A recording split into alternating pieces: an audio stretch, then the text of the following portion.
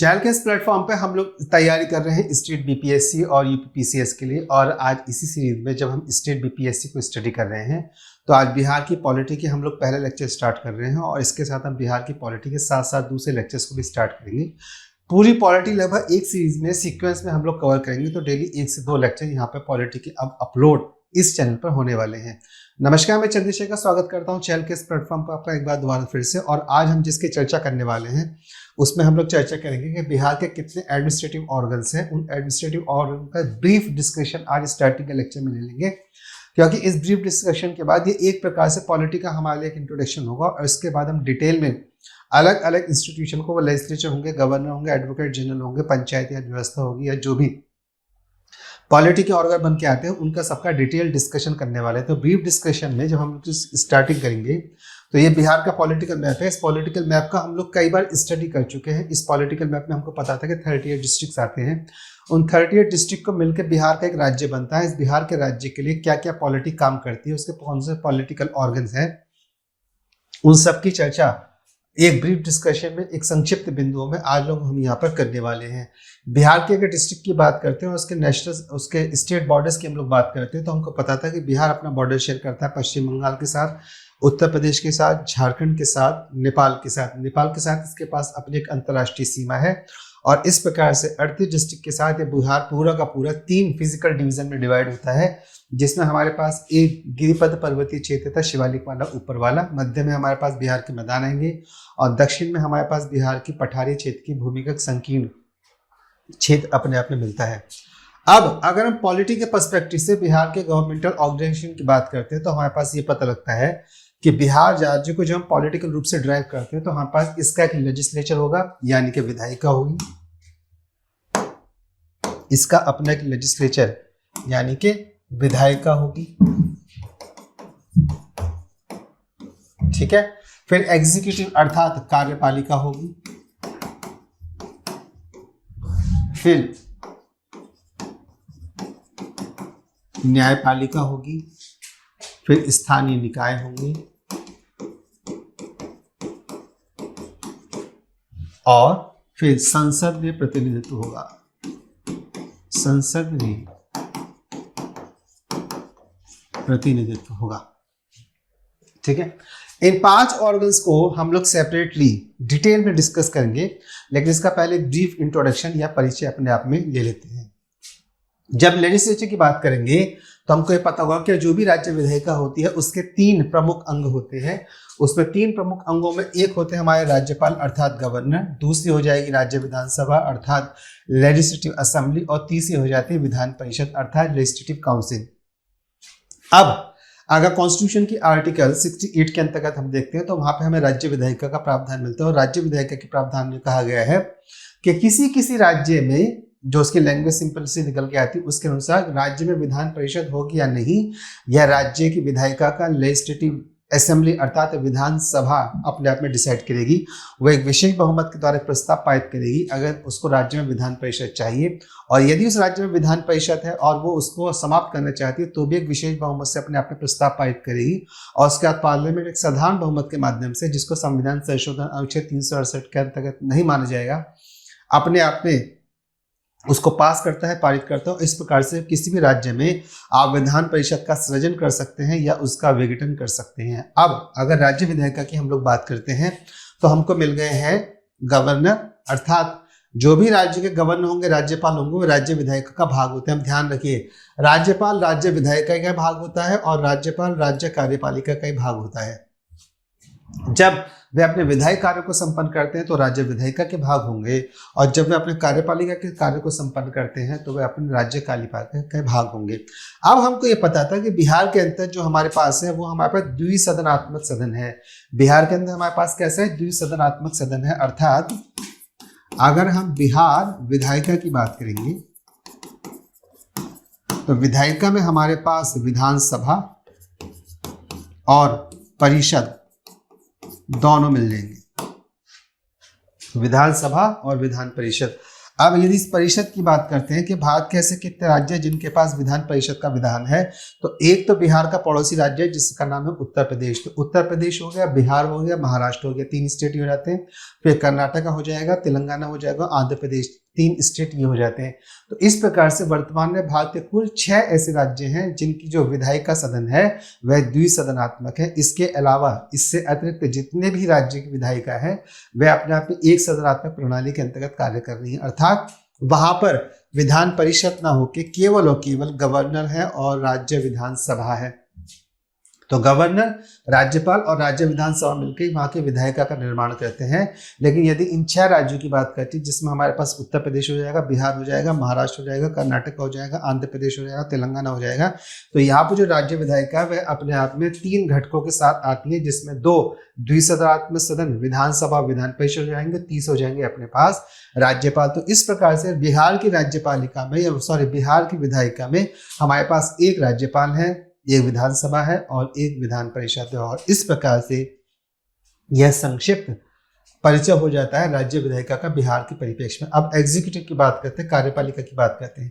जब कार्यपालिका की बात करेंगे तो यहाँ पे भी गवर्नर आ जाएंगे और अनुच्छेद 155 के अंतर्गत जो भी राज्यपाल होते हैं वह राज्य कार्यपालिका के भाग होते हैं। इसके बाद हमारे पास आते हैं चीफ मिनिस्टर, जिनका उल्लेख हमको अनुच्छेद 164 के अंतर्गत मिलता है। फिर चीफ मिनिस्टर, उनके मंत्रियों की जो एक समूह बैठक बैठती है उसको बोलते हैं मंत्री परिषद। ये हो जाती है हमारी काउंसिल ऑफ मिनिस्टर अर्थात राज्य मंत्री परिषद।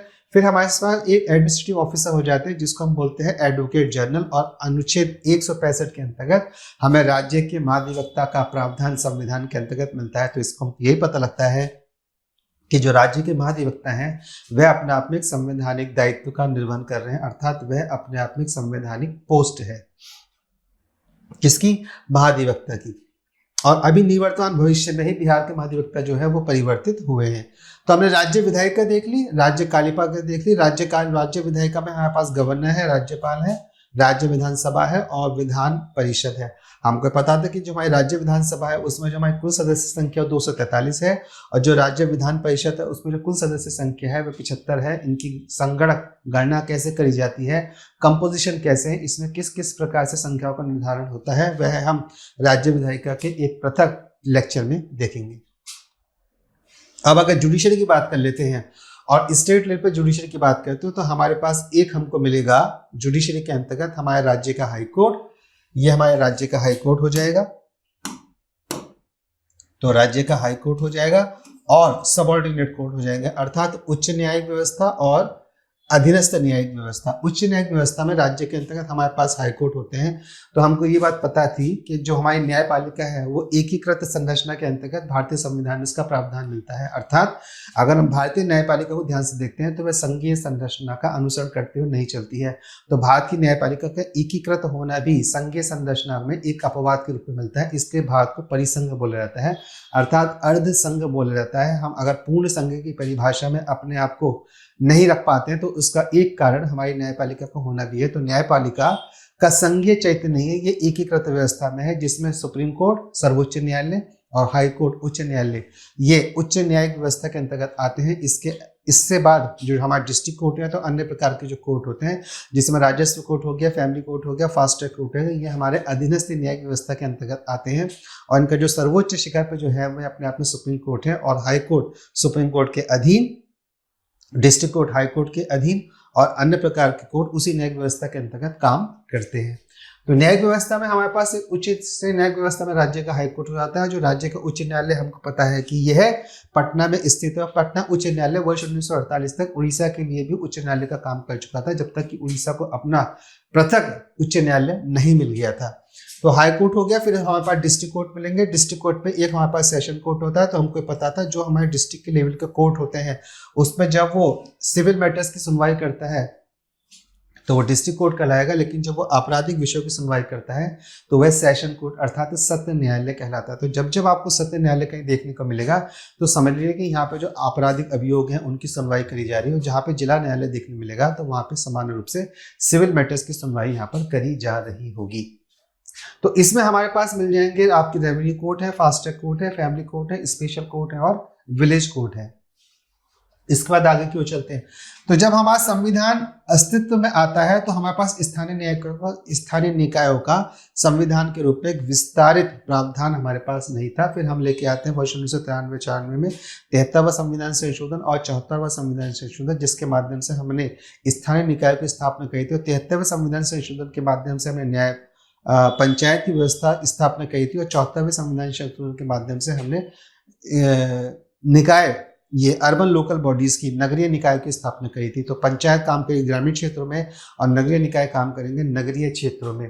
तो पंचायती राज व्यवस्था में अगर हम पंचायत के अंतर्गत देखते हैं तो हमको डिस्ट्रिक्ट का लेवल मिलता है, फिर ब्लॉक का लेवल मिलता है, फिर विलेज का लेवल मिलता है। अब हम विलेज को आइडेंटिफाइड कर लेते हैं, गांव को परिभाषित करते हैं। तो जब गांव को परिभाषित करके हम गांव का एक समूह बनाते हैं तो वह समूह ब्लॉक में कन्वर्ट होता है। उसी ब्लॉक का जब एक समूह बनता है तो वह समूह पूरे डिस्ट्रिक्ट में कन्वर्ट होता है। इस डिस्ट्रिक्ट का जो अध्यक्ष होता है उसी को बोलते हैं नगर पंचायत अध्यक्ष, अर्थात जो स्थानीय निकायों में ग्रामीण जनसंख्या का प्रतिनिधित्व करते हैं एक मुखिया के रूप में, वो कहलाते हैं जिला पंचायत अध्यक्ष। इसके अतिरिक्त ग्रामीण व्यवस्था से अलग जो नगरीय व्यवस्था होती है वह भी 3 स्तर पे होती है, जिसमें सबसे छोटी व्यवस्था होती है वो होती है नगर पंचायत। ऐसा क्षेत्र जो ग्रामीण से अब नगर की ओर परिवर्तित हो रहा है। फिर उनका एक क्लस्टर बनता है तो उसको बोलते हैं म्युनिसिपल काउंसिल, जो इससे बड़ी बॉडी होती है। और सबसे बड़ी बॉडी होती है हमारे पास म्युनिसिपल कॉर्पोरेशन। और इस म्युनिसिपल कॉर्पोरेशन का जो मुखिया होता है उसको महापौर कहते हैं। और बिहार में इस प्रकार के कुल 19 नगर निगम आते हैं। आगे की बात करते हैं। इसके बाद संसद में जो प्रतिनिधित्व की बात होती है तो संसद में प्रतिनिधित्व हमारे पास राज्य का प्रतिनिधित्व 2 प्रकार से संसद में पहुंचता है। एक लोकसभा के माध्यम से पहुंचता है जो कि प्रत्यक्ष चुनाव का उदाहरण है, और एक राज्यसभा में पहुंचता है जो कि अप्रत्यक्ष चुनाव का उदाहरण है। तो हम जब वोट डालेंगे तो हम वोट डालेंगे केवल राज्य विधानसभाओं के लिए और स्थानीय निकायों के लिए और लोकसभा के लिए। हमारा वोट अप्रत्यक्ष रूप से पहुंचता है राज्य विधान परिषद के लिए और राज्यसभा के लिए। राज्य विधान परिषद में उनका चुनाव किस किस प्रकार से होता है, कौन से निकाय से, कहाँ से गणना करके कौन सा प्रतिनिधित्व या कितने प्रतिनिधि किस क्षेत्र से आते हैं या कितने प्रतिनिधि किसके माध्यम से आते हैं, ये हम विधायिका में स्पष्ट रूप से एक अलग लेक्चर के माध्यम से देखते हैं।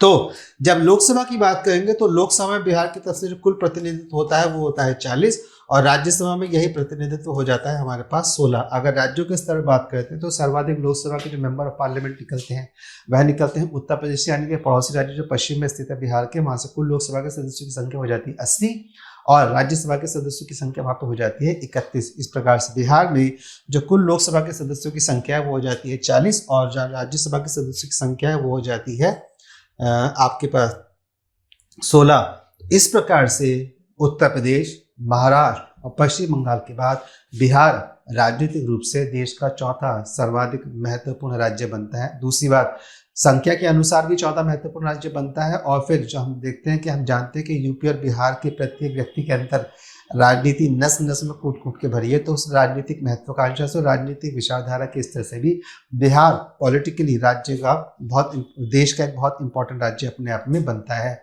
और बिहार को मुख्य रूप से राजनीति के माध्यम से पहचाना जाता है।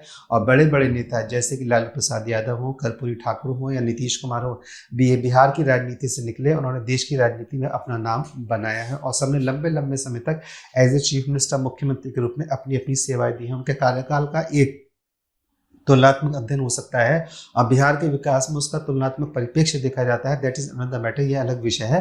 लेकिन अभी के लिए हम इसकी बात करते हैं तो बिहार को यही पॉलिटिकल ऑर्गन या किसी भी राज्य को ये पॉलिटिकल ऑर्गन वहाँ पे चलाते हैं, जहाँ पे हमारे पास एक राज्य की विधायिका होगी, राज्य की कार्यपालिका होगी, राज्य की न्यायपालिका होगी, फिर इसके स्थानीय निकाय होंगे और लोकसभा राज्यसभा में उसका प्रतिनिधित्व होगा। इस प्रकार से हम बिहार के ऑर्गन्स को यहाँ पे स्टडी करते हुए आगे की ओर बढ़ते हैं। अब नेक्स्ट लेक्चर में हम लोग क्या स्टडी करेंगे, तो नेक्स्ट लेक्चर में हम लोग स्टडी करेंगे 2 भाग में राज्य के राज्यपाल को। इससे संबंधित यदि आपका कोई प्रश्न है तो आप मुझे लिख के दे सकते हैं, मैं उसका एक उचित उत्तर और तार्किक उत्तर आपको उपलब्ध कराने का प्रयास करूंगा। मिलता हूँ अगले लेक्चर में गवर्नर के साथ। तब तक के लिए जय हिंद और वंदे मातरम।